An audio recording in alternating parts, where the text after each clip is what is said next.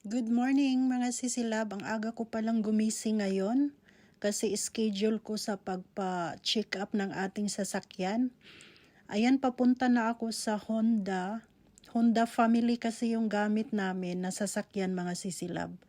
Kaya doon po tayo magpa-check ng ating sasakyan kung may sira ba siya. Every 2 years po yan ginagawa.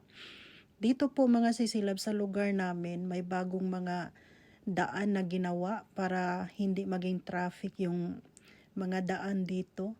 Kahit walang masyadong sasakyan, pinagawa talaga, pinalaki yung mga daan para hindi ma-traffic ang mga tao. Grabe talaga yung government dito sa Japan.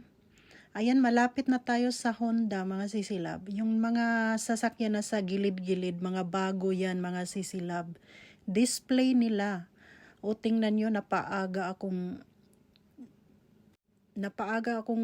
dating dito.